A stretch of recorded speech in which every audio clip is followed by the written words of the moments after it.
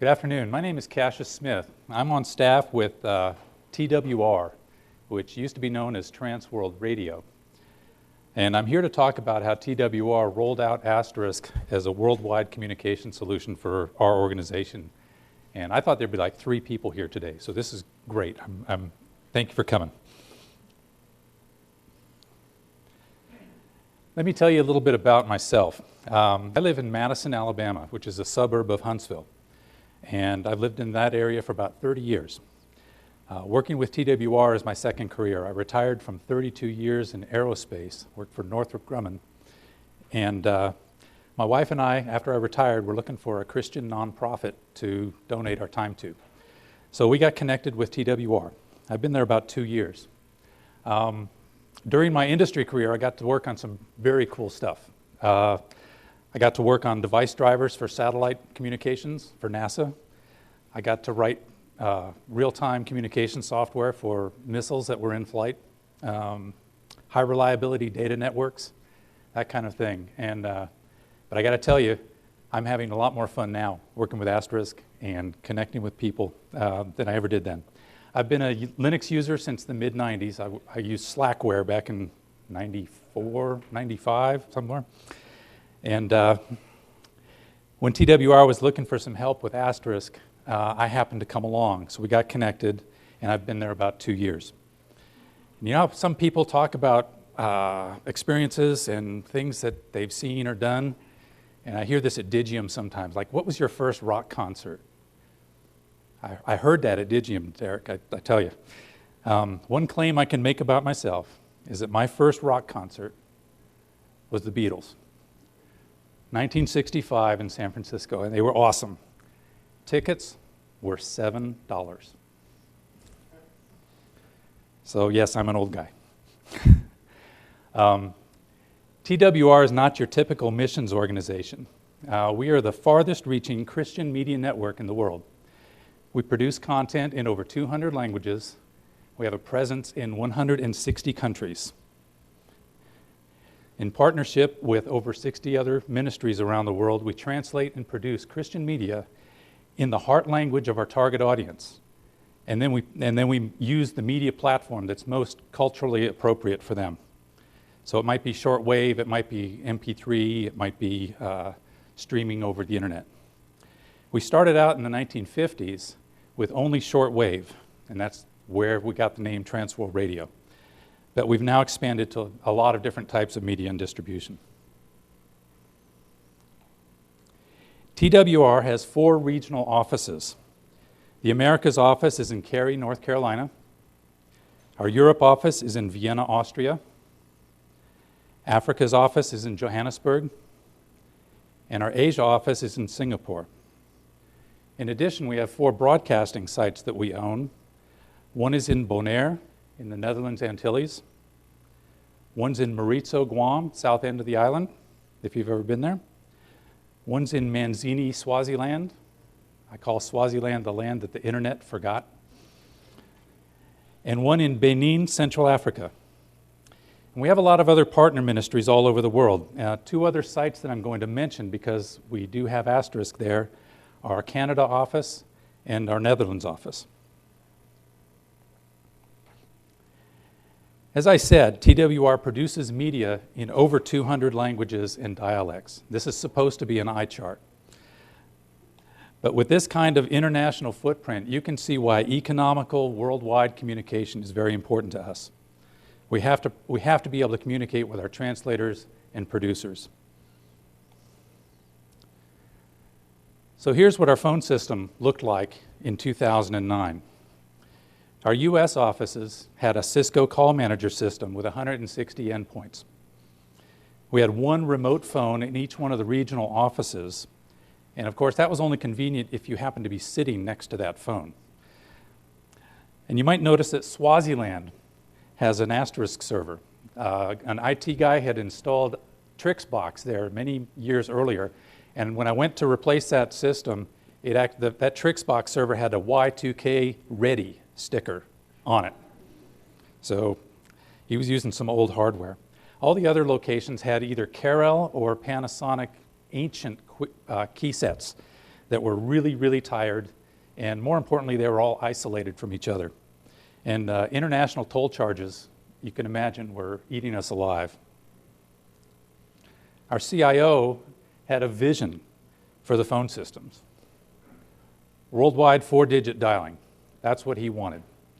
And the original concept was to do it with the Cisco solution, but there just wasn't enough money to do that. So what could we do? Well, we knew Asterisk was a stable open source project, and it could give us a really good, reliable PBX solution. But could we use it with our existing Cisco phones in the US office?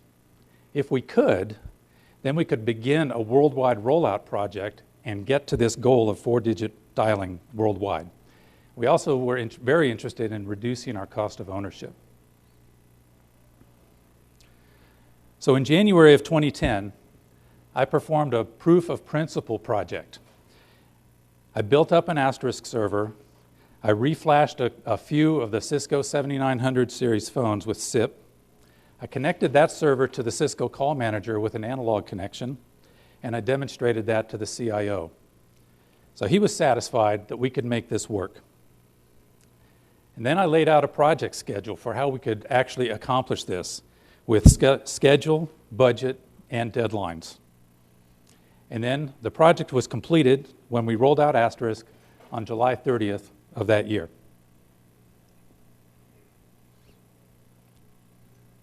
Here's the material budget that we used for that initial install.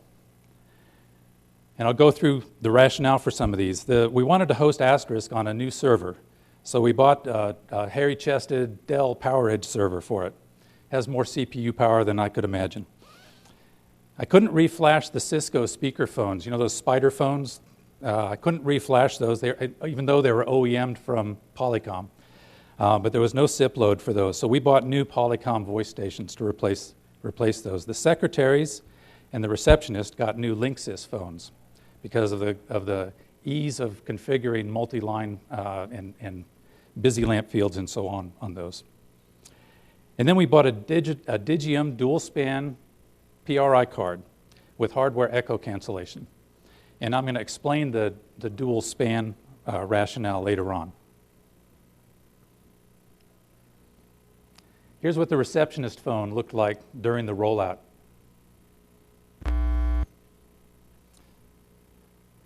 And here are a couple of the phones that I used during the proof of principle project. After a lot of trial and error, I came across a wonderful blog by a guy named Warren Selby. And there was a wealth of information in there on how to crack the code for these guys. This was very, very difficult, but finally broke through with that. So Warren's blog was a huge help into beating these phones into submission. I mean, configuring from Asterisk. And these are the phones after I've reflashed with SIP, and they're registered to my Asterisk server.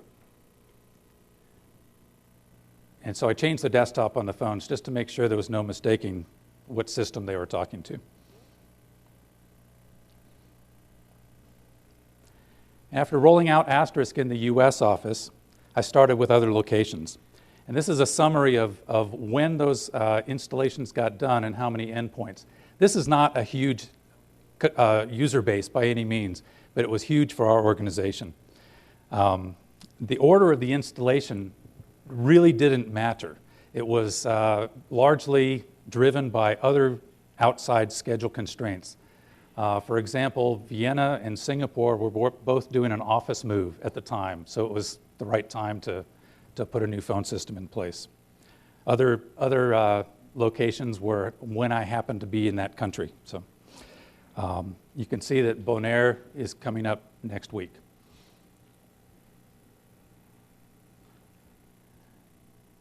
So here's the current status of our Asterisk network. We have 8 servers total, spread across a lot of time zones. This doesn't count the server that's at my house. I wanted to have 4-digit dialing everywhere too, so I configured my home server to hook into that. Okay, and coming soon, our Bonaire transmitter site and our media center in Bratislava, Slovakia. And I promised to tell what it cost. So this is a summary of the cost for our global Asterisk rollout. I did not show labor here because I volunteer for this work. If you're going to do this with your organization, you may need to pay for manpower. But on the average, we spent about $97 an endpoint, and I think that's amazing. I don't think Cisco Call Manager could compete with that. Yes? This includes phones. Now, we reused, the numbers are a little stacked because, or a little bit skewed because at the carry office, we reused phones there. The Canada office already had phones. I'll give you a minute to look at that. You can see some of the installs we didn't have to spend much on hardware. We've already paid for half of this just by canceling our Cisco maintenance contracts. So it's been very cost effective for us. Now remember, I had never done this before. This is really my first foray into Asterisk community. I had experience with Linux and other things, but never with Asterisk. So I wanted to share with you my top 10 challenges and what I did to solve them. Number 10, TWR started without anybody who had any experience with or knew anything about Asterisk. And then I happened to come along. But before I started with TWR, I really didn't know much about it either. So my solution for this was to start with Digium training courses. I took both the Fast Start and the Advanced course. And the instructor-led classroom courses are excellent. And I'm not saying that because my instructor is in the audience. The other thing I used a lot of was the O'Reilly books. When I started, it was the second edition, was the only one available, and I almost wore it out. My wife constantly says to me, "Where's your Asterisk book? You know, aren't you carrying your Asterisk book with you?" I now have electronic copies of both of those books, and if you're going to travel, that's the way to go. I lugged my third edition to Swaziland and back, and you know, it gets heavy after a while. Here's another challenge I faced. We started out with a bunch of Cisco 7961s. And also in the mix were the 7912 single-line phones. And remember, for the secretary, we used Linksys SPA 942s, and the receptionist had a 962. We also had these Polycom sound stations. All of this was just at one office. And all that variety makes bulk provisioning just a lot more complicated than you want it to be. And while we don't have a perfect solution for this problem yet, we are standardizing on the Linksys 942, and that's now been end of life, so Cisco has rebranded that and now sells it as a 504G. So that's our standard desktop.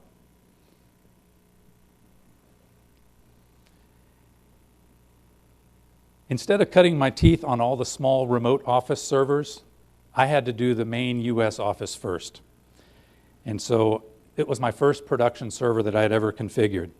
And I sweated over that dial plan for a long time.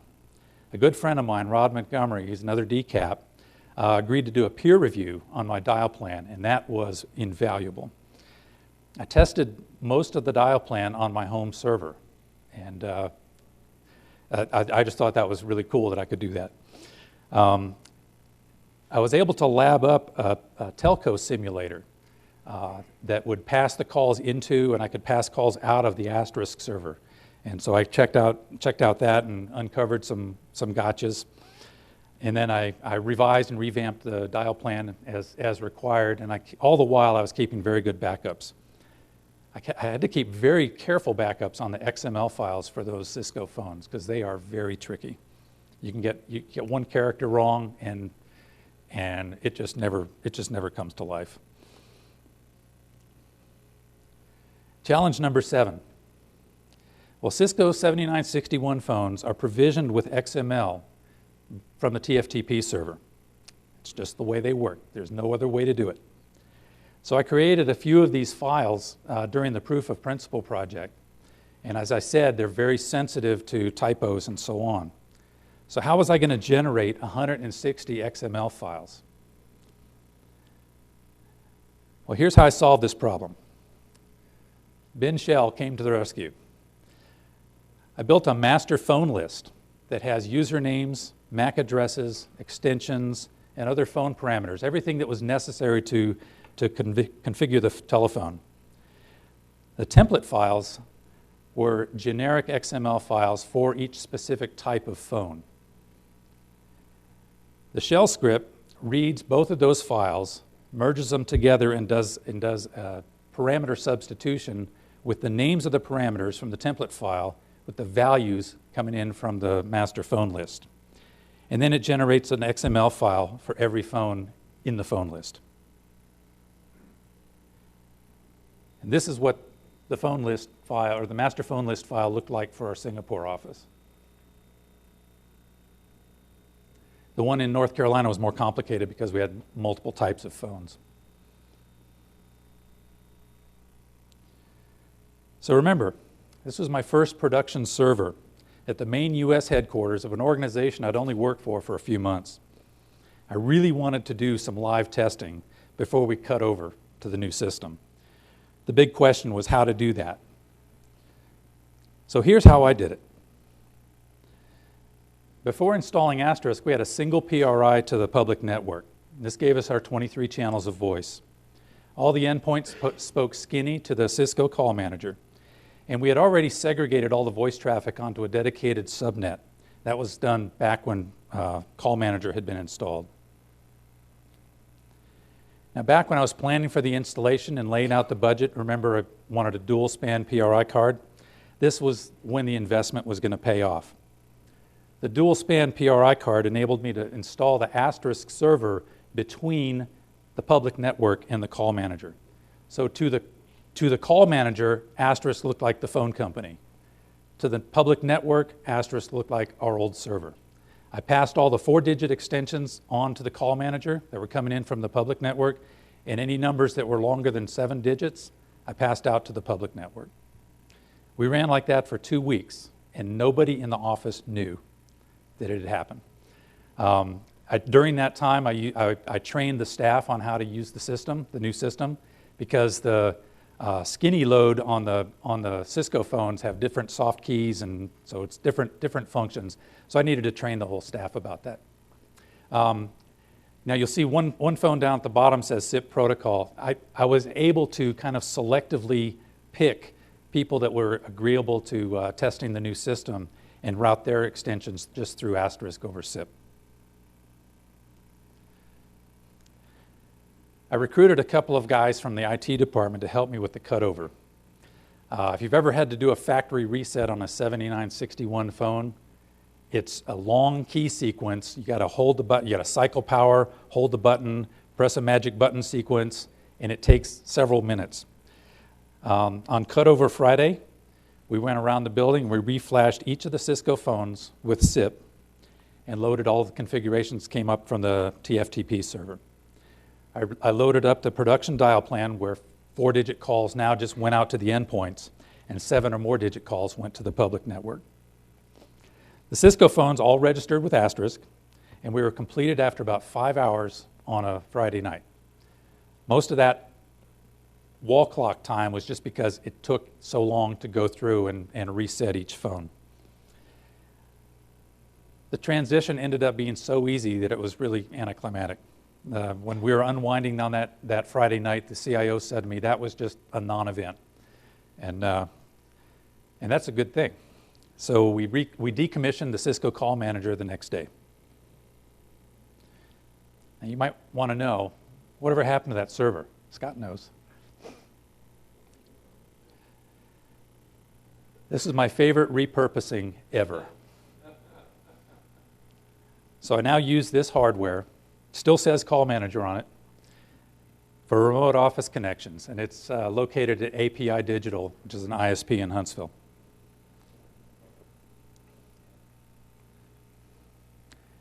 Here's my number 5 challenge. I got servers in a lot of different countries, everybody's holiday schedule is completely different. For example, South Africa, they don't take off on the 4th of July. I was there, I know. And in Singapore, they take off on Chinese New Year's. I was there, I know. So hard coding a dial plan to determine if it's a holiday date just wasn't going to work. So how was I going to solve this for the auto attendant? Well, Asterisk Database gives a really good solution for this. I have a database tree where I have all of the holidays loaded, and that's customized for each installation. So as soon as the office publishes their holiday schedule for the following year, I just go load it into Asterisk Database. I'm done. The dial plan code stays exactly the same. I put a little snippet of our dial plan in here that you can see how it works. The first line takes the current date and formats it up into a string format, four-digit year, month, day. And then the next line checks in the database to see if today is a holiday. If it is not, then it jumps farther down in the dial plan. But if it is, it jumps to this statement that sets a menu variable to be the holiday menu. Now, the holiday menu basically says, hello, welcome to TWR, we are closed for the holiday. So we assume that people know what holiday it is. And here's a little script that I wrote just to update that Asterisk database tree with the holiday schedule. And you can see this is very simple. I do this once a year, so it's very low maintenance.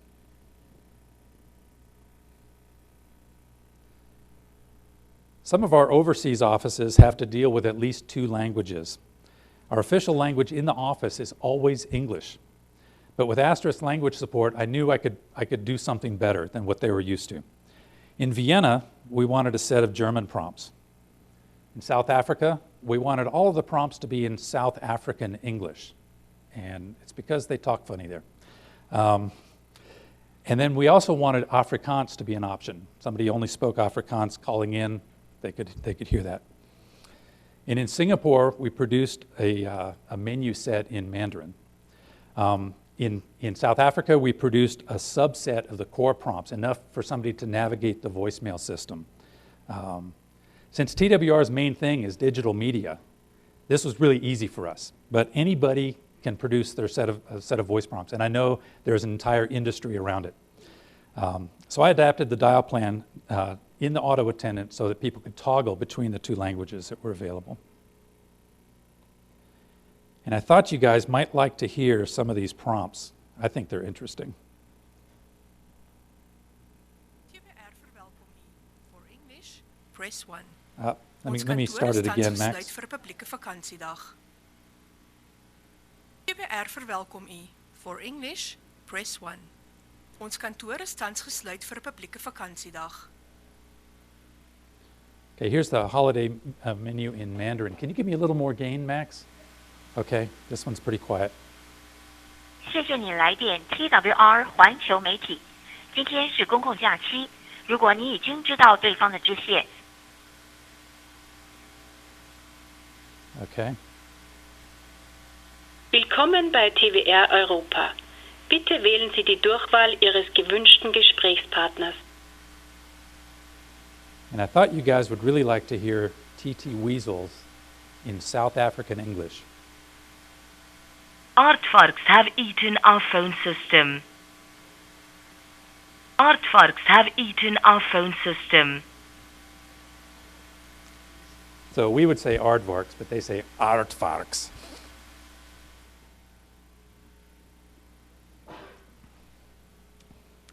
Here's another challenge I faced.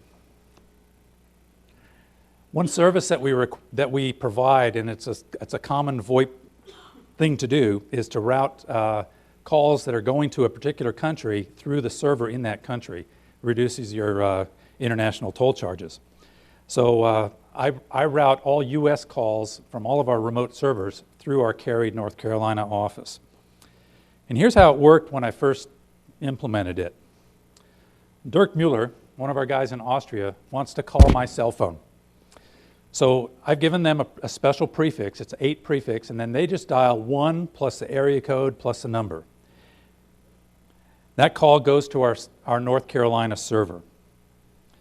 Then the call is sent out as a long-distance call from North Carolina to my Huntsville phone number.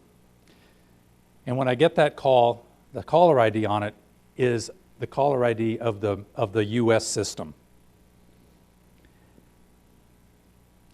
Now, I really wanted that to point back to the Europe office, but we don't have enough DIDs in our block to handle a DID for every extension on our network.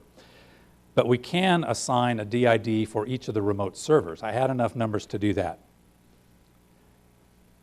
So let's say I can't pick up that call, and I need to call Dirk back later.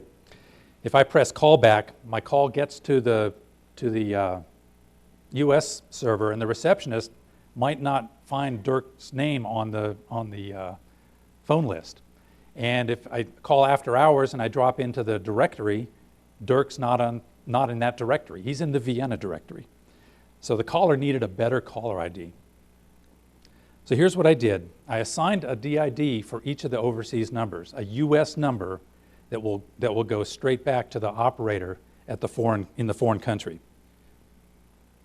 So now Dirk dials my cell phone number, goes to the Asterisk server.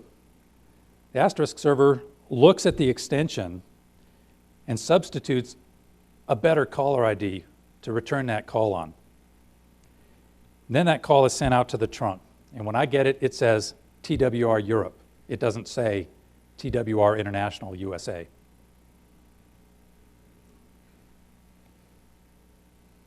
So now I can't pick up his call again. But when I do return the call, I call back to that US number, and the US server vectors that call to the Vienna server. Goes straight through. It's not perfect, but it's a lot better than what we had. And at least now the receptionist knows who Dirk Mueller is and what extension he's at. Or if I call after hours, I can find him in the directory. This solution also used the Asterisk Database. I assigned the DID for each foreign server, and then the database is used to look up the number to vector that returned call to. And here's how I implemented it in the dial plan.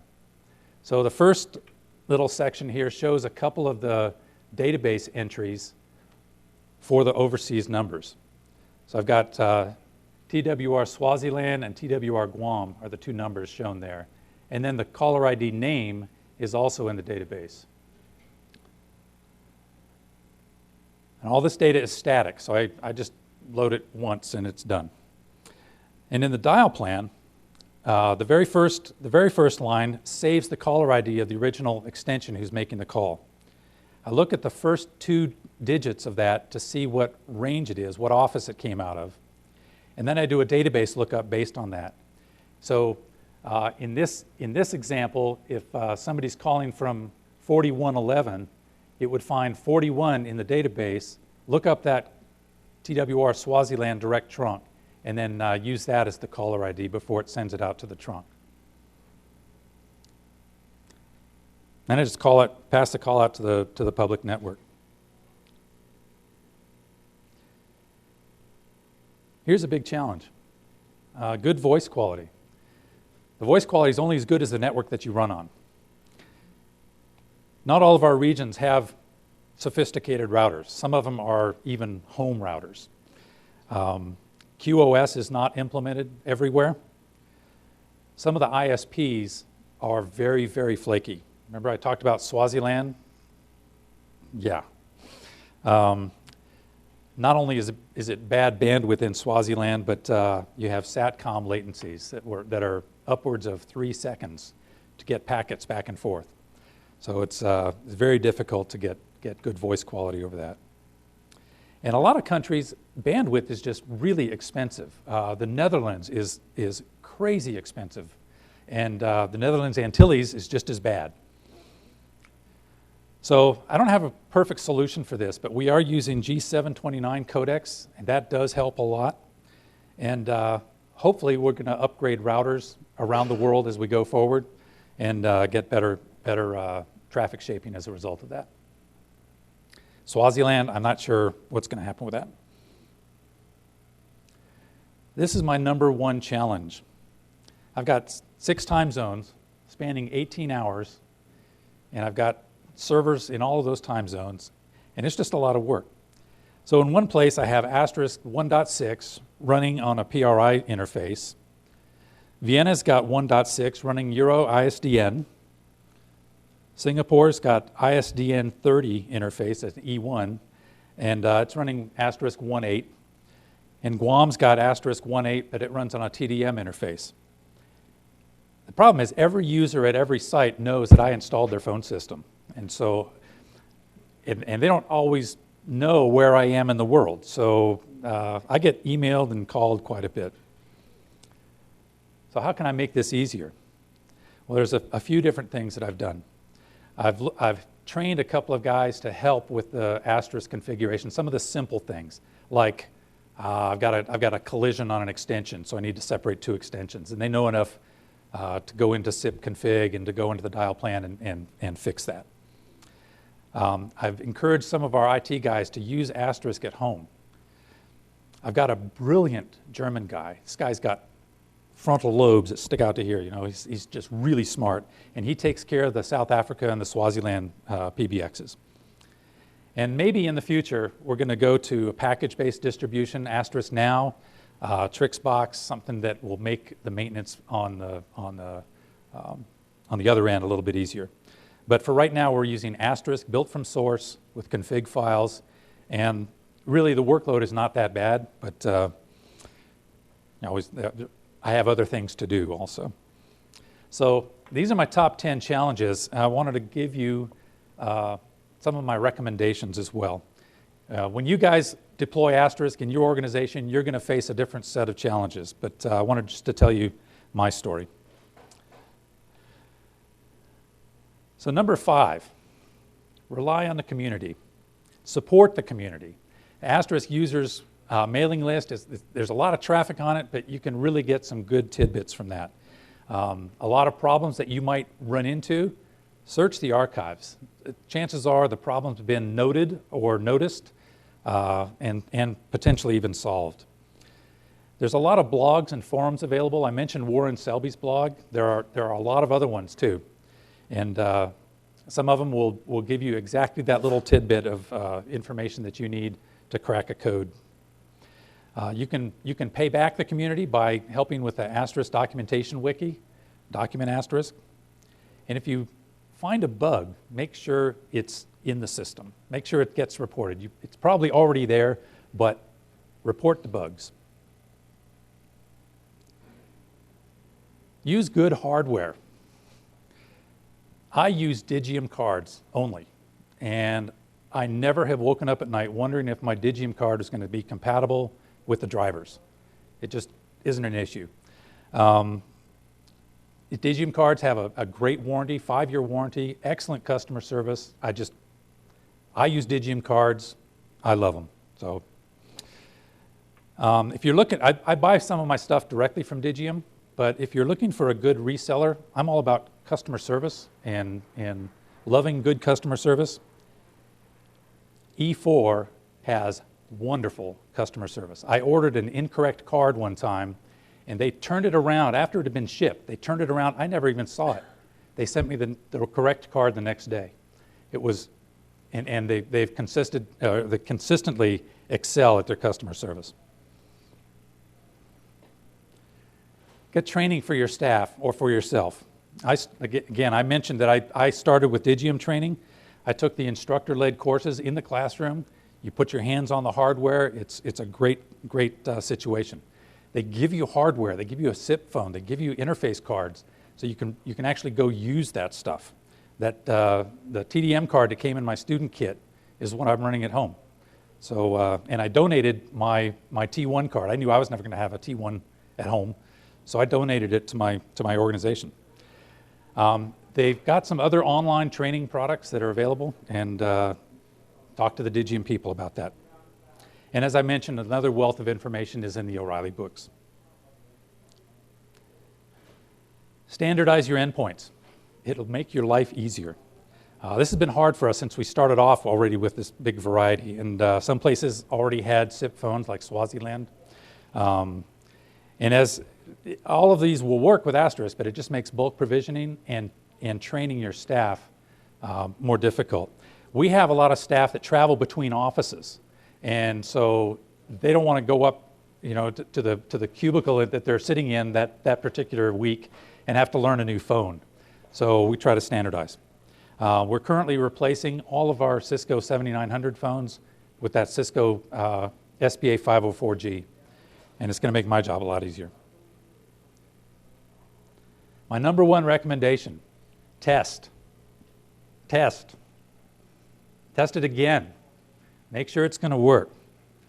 A lot of my success in that rollout, in that non-event of the cutover, was because I had spent a lot of time testing.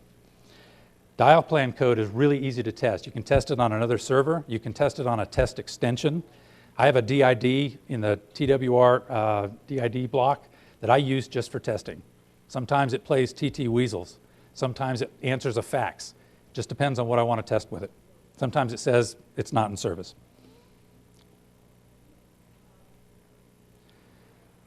So far, we've more than doubled the number of people within TWR who are connected by VoIP. And we also use Skype for Asterisk to extend that even farther to off-site personnel and people who don't have Asterisk systems or SIP phones. Unfortunately, Skype for Asterisk is not available anymore, and I'm unhappy about that, but that's just the facts.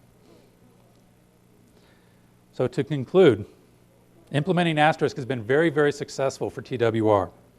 And we will continue to save money as time goes on. But the most important thing to me is that our people are now connected to do their jobs a lot more efficiently in South Africa, in Swaziland, in Vienna, Singapore, Guam, and here in the USA. So if you have any questions about TWR or our implementation, talk to me afterwards. We may have a couple of minutes for questions. And if you want to copy my dial plan, or if you need a set of Afrikaans prompts, talk to me later.